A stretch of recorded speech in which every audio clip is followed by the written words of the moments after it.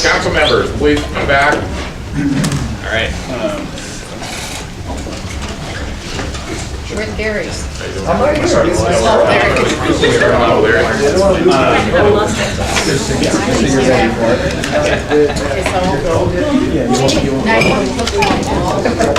Okay, before we get started for the council, I'll bring up idea brought up to all the council to walk the site. Some of us have been on, some of them not.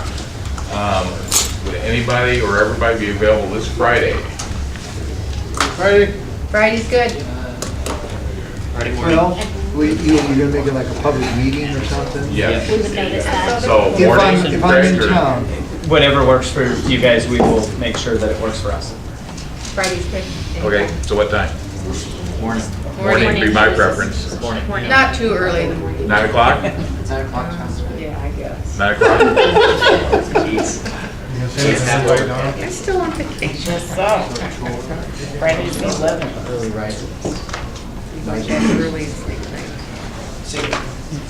Definitely the earlier the better. Yeah, that's Yeah. fine. Nine? After all this talk, I can't make Friday. Really? Oh, you can't? No, Well, the light just went on my head, I'm then we sorry. need to do it. Afternoon, maybe. We'll make it work, whatever works for Yeah. you. Okay. I'm open all day Friday, so. And you have time from work, I can imagine that would be fine. I probably won't be in town, but, so, just, it really doesn't matter, half of us go that time, and we can do another time, the other half, or whatever. Donna, would you send out some emails with Friday and some morning, afternoon, and see who's available? Maybe we set up one time in the morning or one time in the afternoon that might work, or early afternoon and see what works, and then we let you guys sign up for it. Yeah. See who. And if you can What come. we would like to not have though is separate, I think a lot would be lost in translation if we take separate groups out. If a question's asked, I think it would be better if the entire group went at one time. So see when you get, what time we can get the most of it on Most of it, Friday, yeah. and we'll make it happen. Okay. Yeah. How many options do you want? Just two. I'd say Friday morning, Friday afternoon. What? Technically, Just once, Friday tell us morning what sounds you got. best for everybody except for Bob. And Yeah. Are you on Friday? Yeah, Donna, just pop us an email, please. Be there. Donna will tell you when. I know she will. 6 o'clock would be great. 6 in the morning? We're available, we'll still be here. Okay. can do. Headlights. Thank you, Donna. You're welcome. All right, move Okay. forward. So to provide some context for what I believe you're looking at, I drafted an initial draft of the lease, kind of Frankensteining some of the leases that Ponza had signed in the past and writing a bit of my own. And then we had a subcommittee meeting back in November, and based on that subcommittee meeting, I made some changes. And then Ponza's attorney, Jeff, who I believe is still here, yeah, Jeff, sent this to me before this meeting, where he had basically proposed some changes. So this is the most recent working draft. And I believe we want to start with resident eligibility. That appears on page 4.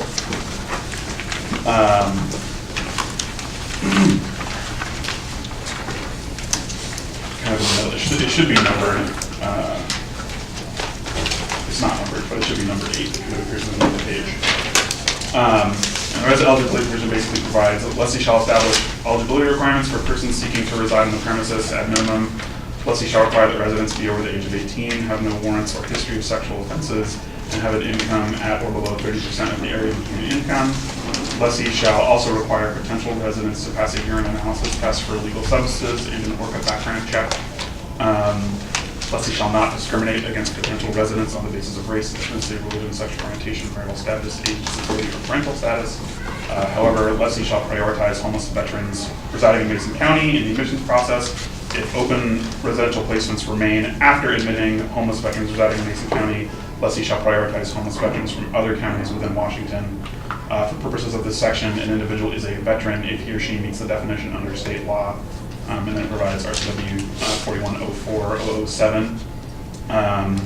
And then I believe Jeff added this in, and I think, and correct me if I'm wrong, Jeff, but that says, or is an adult direct dependent? In my information, I believe, and you might help, but that actually just clarifies what's actually in the statute.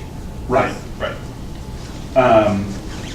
So that, just clarify, that's not an added or modification of statute, that's what's in the statute? That's right. It Okay. just clarifies that so that you understand that it might be a dependent of a veteran. Like, for instance, an example would be the spouse of a veteran who qualifies under the statute. Would an adult child come into that grant? Exactly, adult child, correct. And their background as well. That would apply, everything else would apply. Yeah, and I guess- Anybody who would be a resident would be subject to all of the things that John read earlier. The way I read this provision is that even a dependent of a veteran would be subject to those same eligibility requirements.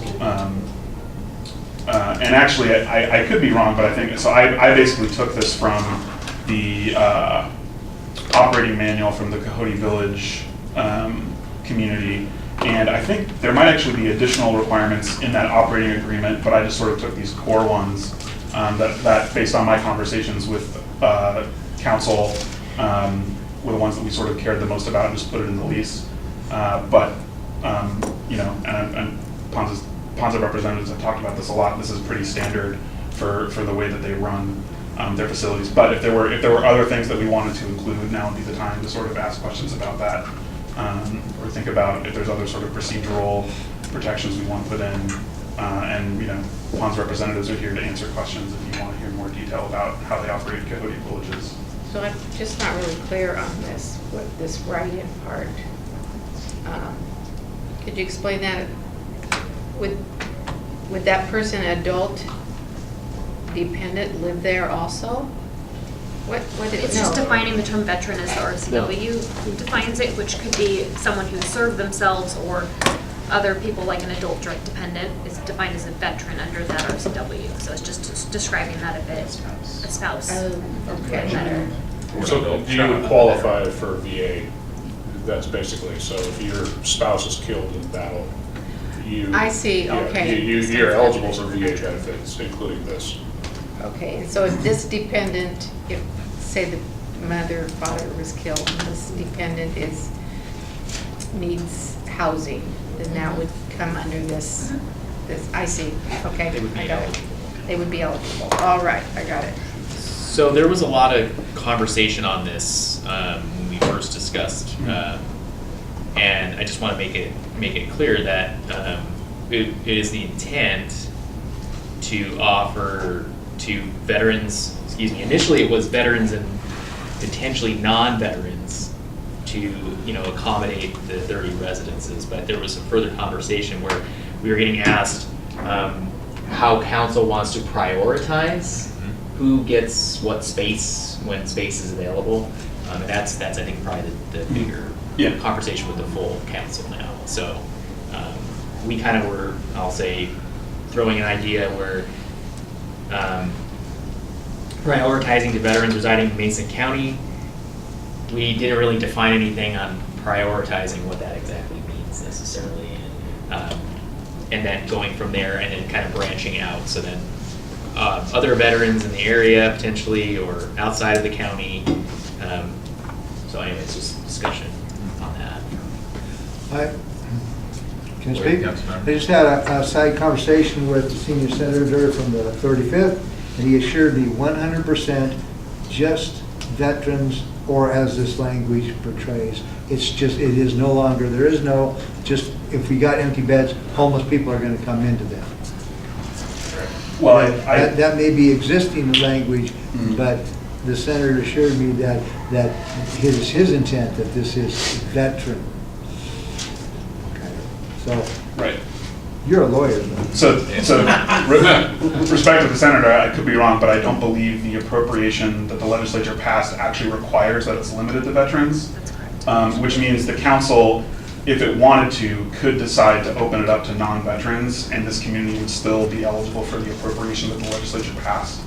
That said, we can stick with this language and limit it to veterans if we want. But there's nothing in the, as far as I'm aware, when I went and read what the legislature actually passed, that funding is not contingent on it being a veterans-only community. That doesn't mean that we can't do it if we want, but if we wanted to open up to non-veterans, that would still be a possibility under the law. And I think Joe touched on this a bit, but there were some very early conversations about, does it make more sense? Of course, I think, it seemed to me at the time there was consensus that veterans residing in Mason County should be given first priority. The conversation at that point, though, there were two very different opinions as to whether it made more sense to extend that to veterans outside of the county or to extend it to people within Mason County who happen not to be veterans. And I think that's where we kind of got into some back and forth as to the prioritization of those. Is that a fair assessment, Joe, from what you took from that conversation? Yeah. Okay. So should we let the senior senator speak? What do you think? I would like that cleared up. Well, with respect to Senator Sheldon, I appreciate his intent, and I think we're all clear on that. But at this point, I think that we as a city have to make a decision about how we intend for that property to be used, and that's what's described here within the lease. I think we all appreciate of course, the opportunity to provide this housing solution, but regardless of what other input we have at this point, it's a council decision as to that prioritization if we choose to include it in the lease. If we choose not to, then it becomes part of the operation of the service itself. Yeah, that's the other option, is we don't have to put the priority in at all, and then it would be up to Ponza essentially. Yeah, but I'll make this comment. I think people I've talked to in town perceive it as a veterans project, and I think much of our support is, I'm not saying it wouldn't be for other projects, but right now it's for a veterans project. And I personally think it needs to be highly prioritized to veterans. Right, I think that's we're trying to decide what that looks like. Speaking out of turn, tell me, but the intent of the legislature is clear. It was for veterans. Mm-hmm. And staff, Richard Ramsey, has spoken to us as legislators and said he was sorry that he was not as clear as he should have been when writing the legislation. Richard was out here and visited the site this week? Yes, this week with us, and he will help me clarify that in the reappropriation.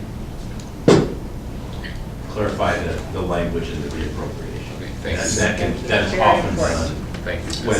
As you get down the road a little ways with a project. Yeah, and you understand though, as it's written, it's... Yes, I do understand, and he apologized. He's such a professional. He really is. He feels badly about the mistake and confusion that it has caused, but we can clear that up and make it ironclad. And you can do it at least, I'm sure, too. Thanks.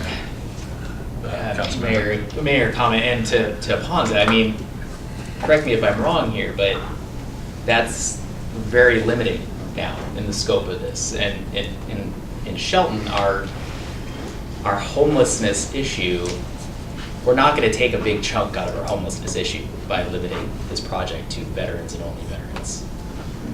I just want to make that statement that we're still going to be dealing with and not necessarily solving this issue.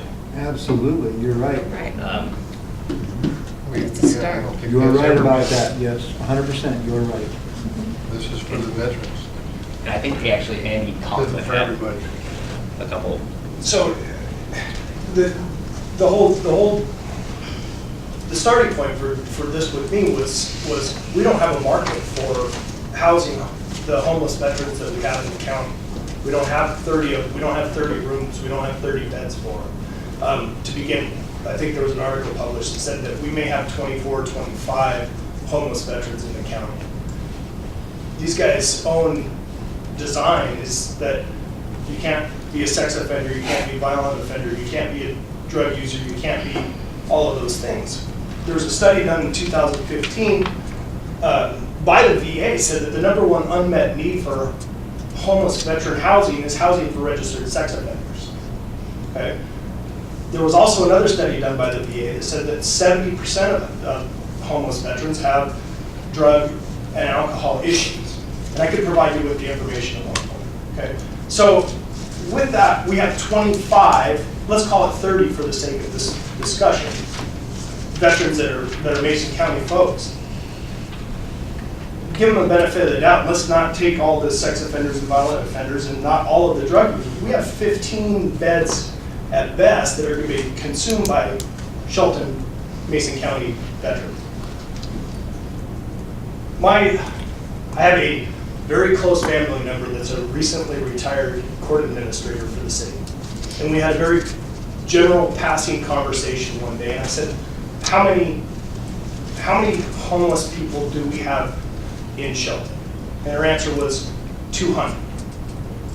And I said, of those folks that are homeless in Shelton, how many are Mason County residents before they became homeless? And her estimation was 50. And I asked her at that point, I said, so are you telling me that we have collectively as an organization, we've imported 75% of our homeless issue that we're currently trying to manage? And the math adds up. Now, what we're talking about doing right now is exacerbating a problem, not helping a problem. We're going to bring in another 50% of that housing is going to be from people that are outside of the area. We've got to be able to find a way to spend money to help the people that are here. We have to. That's what our focus needs to be. Is let's take care of us. We don't need to reach out to the entire Western Washington to solve their problem. Well, I think that's anecdotal. If you ask the department, I'm trying to think of the name of financial management in Olympia, you'll find that Mason County has almost the highest, either first or second place for male veterans in our county, in our district, in our 35th district. Very, very high. Okay, Andy, I really appreciate your comments, but I'm going to really ask that we stick, if you want to state some studies with those facts in them, but let's try to limit your input as far as your comments. And I'm going to say the same with Senator. I thought it was asked, I'm sorry. I understand that, but just, you can give us feedback, but maybe remove some of the comments from it if you can. Okay. You know, I'm going to relay something. I've talked to someone who's a veteran, who's been involved with the veterans in town, and he doesn't believe a lot of the veterans that live out in the woods, you know, outside of town, are going to be very interested at all. So that kind of confirms what you were saying. Now, whether that's a reason not to do the project, because obviously it is state money that's funding it. So In addition to the city's investment. In addition to the city's investment, but it's not a city. It's not strictly a city project. Factors into it, at least in my reasoning also. So, I guess here's maybe a question that I would have. Is it the council's preference that if for some reason we weren't able to find a homeless veteran to reside in their house, that their house essentially goes unused? Personally, I think that's how we limit it. We're going to have, for me, the way we limit it is set a window when it does go unused. So a veteran may have potential to come into it for a window, whatever that window is. I think that's what's subject to discussion. 6 months, a year, 2 weeks. And then at that point, if it goes vacant for that long, you have to assume that you might have to do something different. That's kind of where I view it. I don't know how other people are looking at it. Mayor, can I throw one comment out there? And just from the public safety standpoint, there's been a lot of things thrown out tonight. I want to clarify. I heard there are no felons in there. That's not in there. I heard no violent offenders. That's not in there. So we need to make sure we clarify that we go by the wording here. So it doesn't say you can't be a violent offender previously or have a previous felony conviction. What it specifically discusses is sex offenders and warrants. Well, I think that's covered in the ORCA background check, isn't it? What is it? That, well, You can have a felony. Yeah. Or a violent conviction, definitely. There's specific, we get project-based vouchers in Olympia, and there's specific things that the housing authority will let you have and not have. And so basically, if they're approved for those project-based vouchers, they get approved for Cary Village. It's like within a 12-month period of having a felony conviction. having a warrant in Mason County is not going to get you anywhere, but I can tell you that. Oh, boy. Chief, that's another conversation for another day. Just limit your comments. Yes, sir. It's on the record.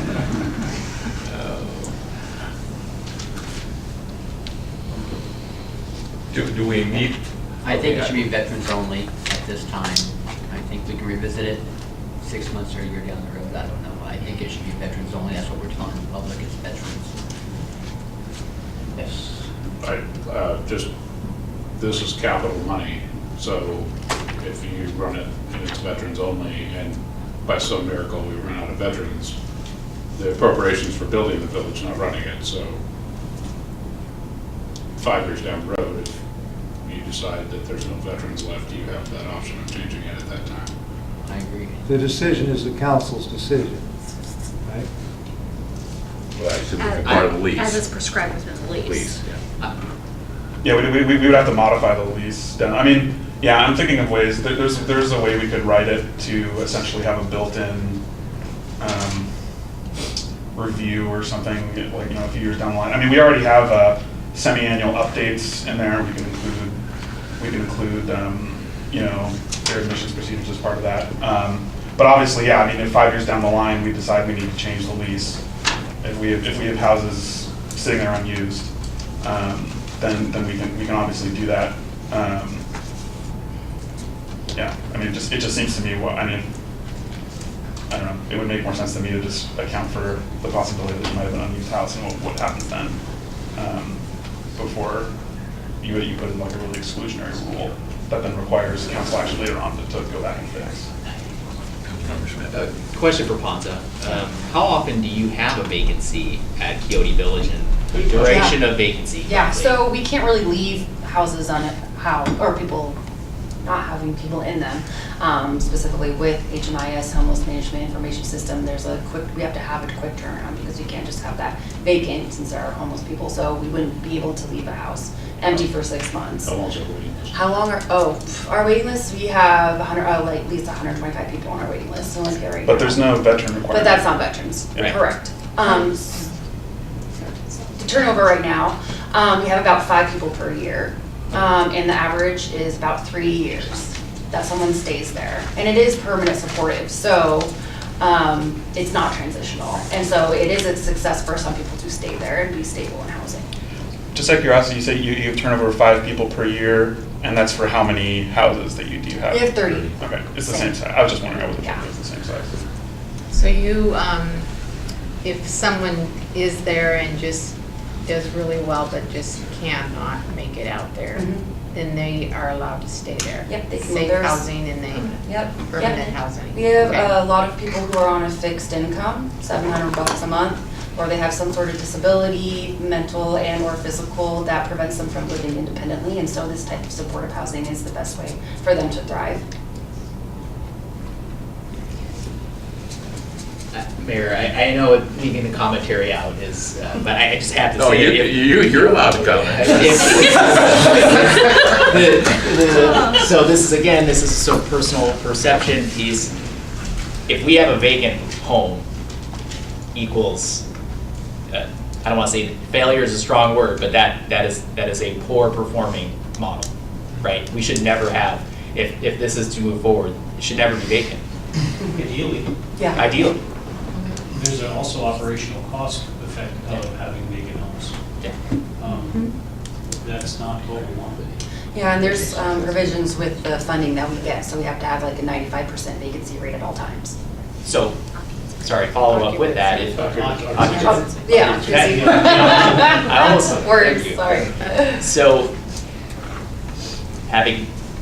studying and hearing the commentary about the specific resident being a veteran, if we have 10 veterans and 20, you're not at 95% occupancy, what does that mean?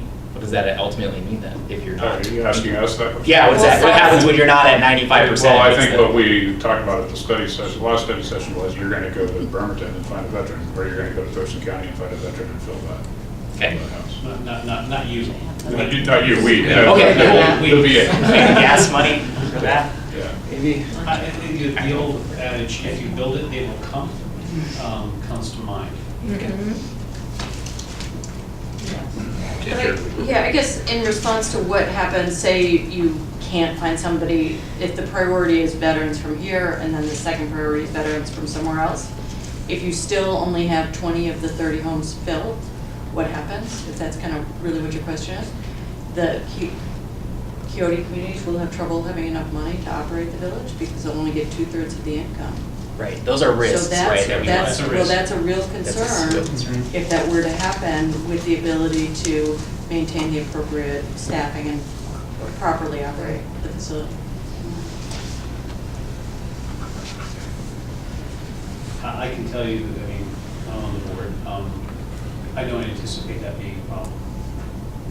We accept risk in a lot of areas, and not having enough veterans within a reasonable distance of Shelton to fill 30 homes is not one that I see as or that at least the board of Ponza sees as a significant risk. And, really, it's our, and I'm not being trying to be flip, but it's really Ponza that is accepting that risk at that point. Because as Mike just pointed out, the appropriation from the state is complete once the village is completed. At that point, I don't think the state's going to come back and repossess our village, right, Senator? Yeah. So if it turns out that we have the council, Hansa, along with the board, wants to seek ways to mitigate that risk in the future, that can be done. We can discuss that in the future. But for now, we are accepting the risk that there's going to be an adequate stable of people who meet the criteria to get into the village as it's currently funded to fill it up. And I think that'll happen. So go ahead, Tom. Thank you. I've been working with Veterans Court now ever since its inception. And we have to constantly turn down veterans for Veterans Court because they don't have a clean and sober, stable housing. You'd be surprised, and that's what I was trying to convey from Tim Whitehead in his message. That's what we agree upon because he's in charge of the therapeutic courts. You'd be surprised what happens and how often it happens that because of either PTSD or some other condition or even chemical dependency, a veteran acts inappropriately in a family situation and gets charged with domestic violence, and that night he has no place to go. That night he can't go to Veterans Court because we won't allow him in there because he doesn't have a clean and sober facility. He can't get the services he needs. I don't think we're going to have a problem filling the houses up with local veterans and their dependents. As I stated before, if you expand just a little bit what is homeless, and right now, if you're not considered homeless, if you're in a camper living in somebody's driveway, I consider that homeless. I think we're not going to have these kind of problems. We can get into the what ifs and get way down into the weeds of this, but I think the reality is going to be whatever the reality is going to be, and we'll go ahead and deal with it as we get down the line. So I don't think you can anticipate what all the wheres and withals at this time. So there is a leap of faith. We're all taking a bit of a leap of faith, but we know what's going to happen if we don't do this. So bear with us a little bit, please. Tom, let me think. I lost my train of thought here. Excuse me, I'll address this to Keohee Village. Sorry, Tom. That's okay. So when they are brought in and given a tiny home to live in, they are constantly counseled, monitored. I mean, they're not put into one of the homes, the houses. Yeah, once they, we do an intake, we do a drug test, background check, and then they meet with the case manager, and they meet with them at least once a month, one-on-one on different goals that they're trying to do, or if they need to get back into school, or if they Which they wouldn't have in the woods or on someone's couch. What's that? They wouldn't have that living in the woods or on somebody's couch. No, they would not have that. I kind of knew that, I just wanted you to tell me that. Yeah.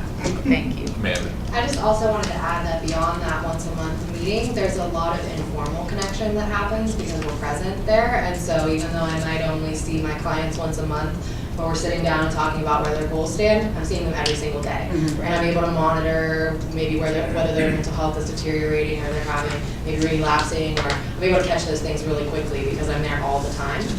And I also wanted to add, somebody mentioned about folks maybe not wanting to move out of the woods, and I just wanted to speak anecdotally that in my experience as a social worker, that's totally a thing, and it's a very real thing, and actually this model tends to draw those folks out because they're not sharing walls.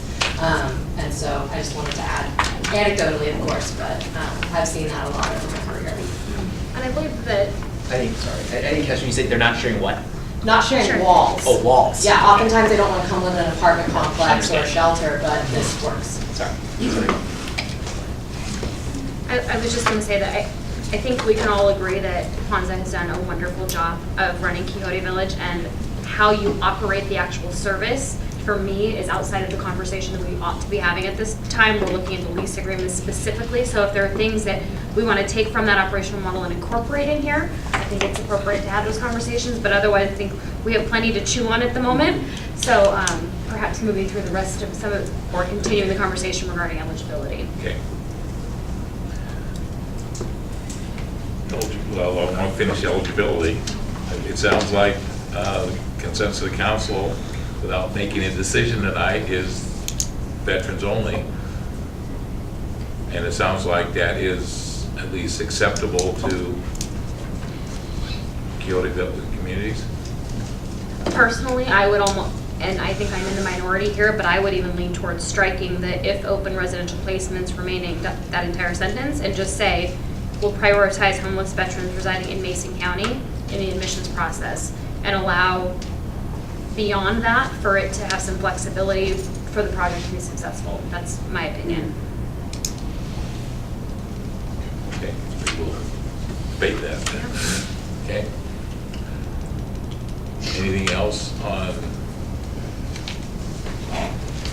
hearing the chief's comments? There's probably some things we need, might come up on that also.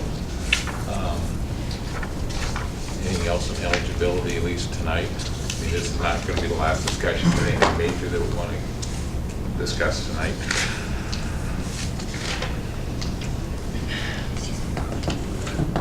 Councilmember Schmidt. Communicating this is really important. Whose responsibility is this the city's role to be communicating what's occurring? Or is this, I mean, where do we fit? Because this is going to be something that we're going to have to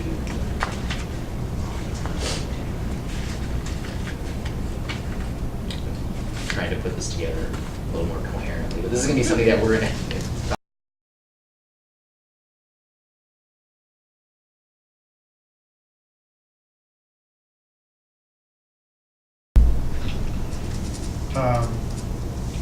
I know you guys probably have a general contractor, is that correct? I've missed a lot of meetings from my illness, but I'm assuming you have a general contractor. We do not. You do not? We will by the time. We will, but we haven't selected a general contractor yet. Okay, where will you be selecting that from? We don't know. We have been talking to modular manufacturers, so most of the work we think at this point will be factory built. So it'll just be for the site work, the general contractor. We don't have federal regulations, so we don't have to do open competitive bid. So we would either do probably a RFQ process or a negotiated bid or negotiated contract. That hasn't been determined yet. One of the things that I've kind of leaned on and up until today is that it would be nice if this $3 million went into our community and not Pierce County prefab or whoever. It's not a deal breaker with me. It'd be an easier sell to the community if we could sell the lumber, the materials, and maybe a local contractor. Yeah. Sure. Okay, so that we agree with you. Unfortunately, the prevailing wage in this state has gone up, what percent on residential? Enormously, like 20-30%. Yeah, since we got the funding. Because the funding was high-centered on the HERS decision, and so it was delayed a year, and on and on. And so now we are in a scenario much like the rest of the building world. I'm in the timber business. Yes. We judge the health of our industry on the number of housing starts in the United States. We've always said if we get back up to 1.5 million housing starts, then we know the economy's recovered. For the first time in 50 years, that hasn't happened, and it's not because of interest rates, it's because there's no labor. There just simply is no labor. We're not the only ones thinking about modular construction. That is actually the direction that a lot of builders are going now. And when you think of modular, you have this sort of shoddy craftsmanship thought in your head. These are actually really high quality, and we simply cannot get the job done anymore with on-site prevailing wages. We do have to pay prevailing wage. Well, with prevailing wage, this just popped in my head too, with prevailing wage going up, but you have wouldn't the $330,000 lot kind of offset some of that? It doesn't get us there. We have to be able to build each unit for under $125,000. And that's not an arbitrary number. That's a number that is generated based on half of what it normally costs to do low-income housing. So believe it or not, a normal low-income housing unit is $250,000 per unit in an apartment building or any type of deal. The only way we were able to get this tiny home funding is because we promised we would be able to do it for under half, or half of that amount, which is $125,000 per unit, including the community building. And it's mathematically impossible to do that on site. So I agree with you. I wish like heck we could do it. Well, it was just an itch I had to scratch, it's bothering me. But that message is one of the ones we'd be happy to share with the community once we get that message going. Andy. So, I guess I don't know the rules, who can talk when and what you can say at this point. So, as a real estate developer, if a project can't work based on the costs, it shouldn't go. And if you have to rely on subsidy or incentive or whatever that may be, that is a slope that the city's going to have to walk. Thank you. Andy, good comment. Okay. Question, you said Modular Manufacturers is the company. Where are they out of? The two companies we're looking most closely at, one is in Burlington, Green Fab, and the other one, I think, is in Everett, Carriage House. Those are the two companies we're working with on pricing right now. Factory prevailing wage is considerably cheaper than on-site, so that's.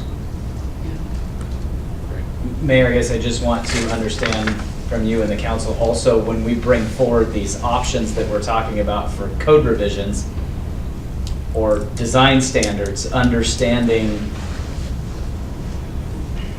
the council has always asked for what are the financial implications to those. I'm guessing that you're also going to ask us to provide information of what is this going to, how is this going to affect financially the utilities, especially in particular, and also our our transportation impact fees.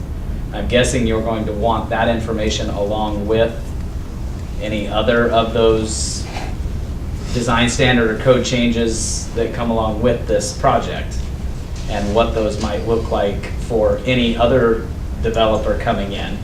Because I will tell you that we have had inquiries already of a similar private developer coming in that has already asked, what are the changes going to be? Am I going to be under the same standards as tiny homes? We've already had that inquiry.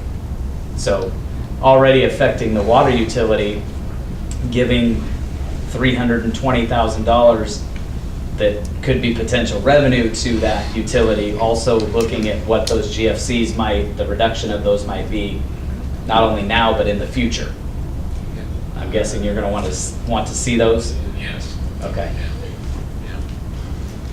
I guess I would just comment that any time that there is a fiscal impact to any proposed legislation at the city level, that staff would communicate that to us. Okay. So we can make the best possible. But I would say in this case particularly, the financial implications are specifically to the development itself. We're not even talking about the financial implications of taking that surplus property and not putting it on the open market, the potential economic development. That's not to say this is not a community benefit, but that has to be weighed in like kind. So that is a very specific piece of a much larger financial and economic impact that I have concern about. So any information that you can provide would be exceptionally helpful. How long is the city on that land? 1822. Very. Did you sign? Hold that on your hand. Did you sign Very, there? very long. I can't give you He was there. It's got this valuable piece of land up there just sitting there. That's a different discussion. Oh, let's get into the financial implications, and we're saying, well, we got this piece of property, it's worth so much, let's just save it for Walmart or Walgreens. It's not been sold to Walgreens since 1822, then I don't think it's going to be sold to Walgreens or Rite Aid or someone else. I think, Well, is that a different purpose? Well, Councilmember Niska, I would just say, it's the same as the Y. It was a great project, but we have to be very clear on what the city provided to that project. Absolutely. And the same on this. I'm not saying we won't do it, but we need to know if that property is now worth $500,000. I don't know what's going to factor in the decision, but the city and our residents need to know that. Right, I also just want to point out, under the Washington State Constitution, municipalities are required to, are prohibited, in fact, from making what's called a gift of public funds, which is where you take either funds or assets and you basically give them away for free. And so, I just want to point that out and acknowledge that, giving away a big asset like this is no small thing. But we still own it, right? That's right. We still own it. We're giving away functional use. We're getting value out of it in two ways, which is the reason we're complying with the constitutional requirement is we're getting value out of it in two ways. We're getting consideration through the lease, and we are securing it. We're leasing it for the purpose of benefiting the community, which is an exception to the rule. But I don't like the idea of, oh, we've had land forever and we haven't used it, let's just give it away. That's not what I meant. Right. Mayor, I guess just to talk about this a little bit further, it is also, I think, something important to point out that, yeah, maybe we have owned that property forever, but just sitting down and looking at economic development, we are starting to run out of property within the city of Shelton that would be viable commercial property that, other than Shelton Hills, which we don't know when that's going to go, you've got potential investors coming in asking the school district to surplus land to put a commercial site on. We identified a couple of these sites just sitting down when we talked about it with the economic development folks and Andy. These were some of the sites that were identified. So we are starting to be very limited in our resources as far as a city and a community. All right. Large Thanks, Greg. UGA. Okay, We had a difficult time explaining. let's, I think I got a lot. Are we moving forward? eligibility, are we at least done for that I discussion think we for don't tonight? have to carry around. Okay, so I'm gonna jump to the front of the lease. And I guess one of the discussion points, we've already had some discussion on, is what is the parcel? And I'm open for council discussion on that. We're either, assuming we move ahead with this, we're either talking a full parcel between Shelton Springs, BPA, and 13th, or cutting the south part off at the center line of Shelton Springs. So that is, Well, I'm confused by what we're asking. well, Hasn't it already been divided? No. no, the Shelton Creek, We've surplus the entire Dividers. area, they're asking for a specific Yeah. portion. south of Shelton Creek is not in this lease agreement. Okay. And I think when we've talked about the parcel, it's always been the whole triangle. So John, Mark and I talked about that this evening before we got to this meeting. Same thing with the YMCA. This is a chunk of a 120 acre parcel that would not be required to be basically subdivided, we could lease that section as long as it's identified, talking with John, and maybe he can clarify a little more. Yeah, I mean, I've seen it done different ways. A lot of times you would see, if you have like a bigger piece, you would short plat part and then lease the other part, but that's not strictly required. You can lease kind of a portion of the part that you surplus. Normally you would, and I guess this is part of the difficulty of just, all the transition that Shelton's gone through the last, year or so. Normally you would just surplus the part that you wanted to lease.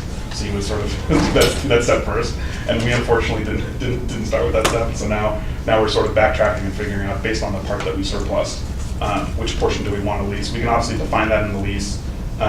We could go through the process, and I talked about this with Craig earlier. If we wanted to sort of make it cleaner, we could go through the process of short platting it, but that's not strictly required. But yeah, we're sort of figuring out how we want to accommodate. I mean, Ponza's obviously only requesting sort of a portion of it. And so we need to decide what exactly is the part that we're leasing, because it sounds like we're not leasing the entire thing.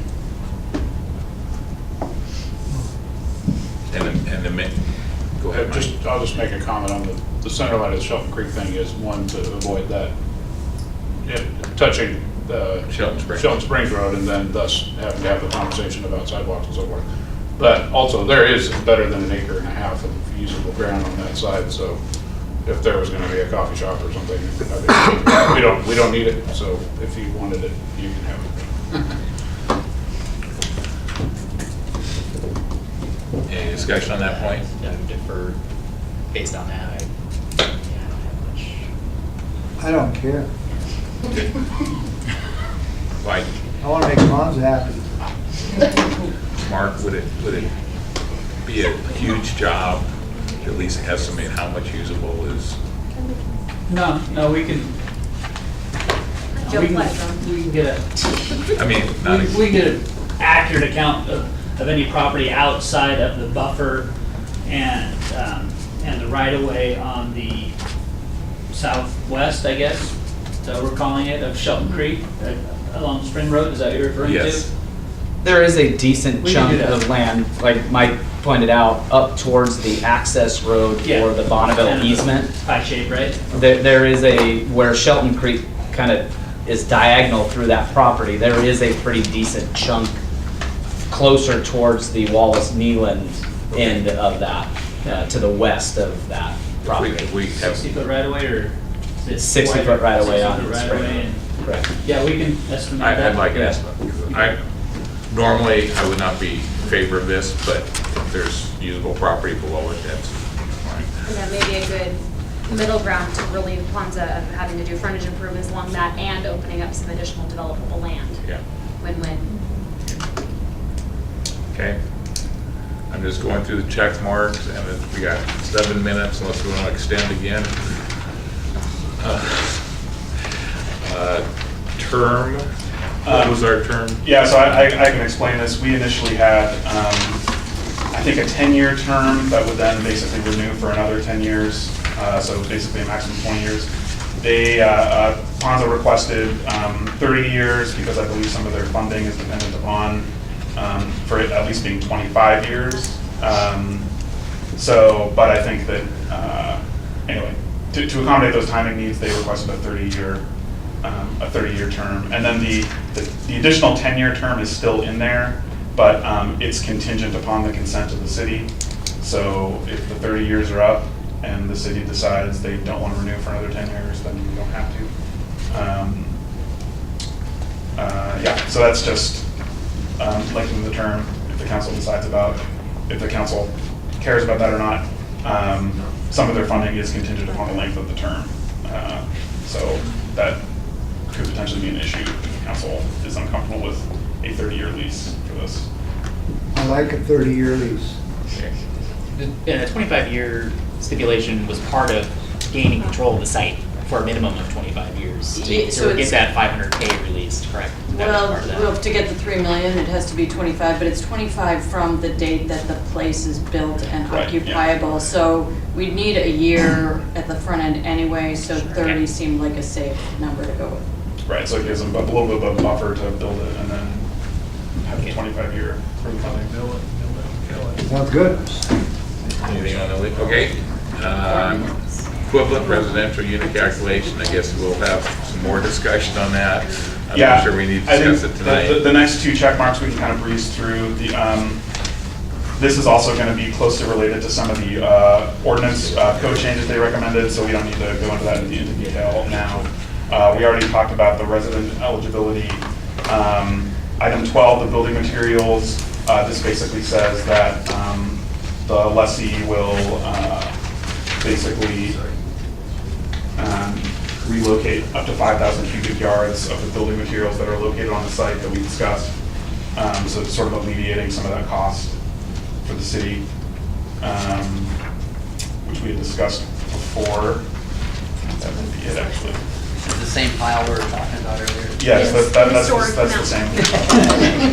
That's still an item to discuss though, because in the lease it says we're going to. So how big was this file, Craig? What was that, Mike? Sorry, How big was this file? we estimated it, we flew a drone over it and then estimated it to be about 5,000 cubic yards. Oh, So- and then they said they were gonna move it in the lease? So one thing though, this basically says they'll relocate it within the confines of the premises to enhance the city's Oh. access. Yeah, that's what I was saying. Okay, So thank you. we still need to figure that out. Okay. Right. Right. So yeah, that's potentially still an issue that we'll need to resolve at some point. Okay.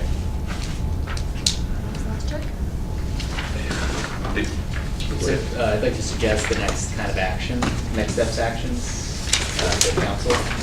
It looks like the next available study session time date is February 26th, and it's, right now, there's nothing on the looking ahead for that. February 26th. I think we can do it, we should do it sooner when the information is available from the staff. Wait another month. Well, I agree. Go ahead. No, go ahead. Okay, well, I appreciate that, and I think if we're going to be moving forward, we should move forward. That said, we have also the business of running the city to consider, and there are a number of other things coming up on the study session. Also, given the planning background and expertise of our oncoming city manager, I think it would behoove us to give him an opportunity to review these materials and weigh in. So, I'm not sure about the exact date, but I think that's something we need to consider.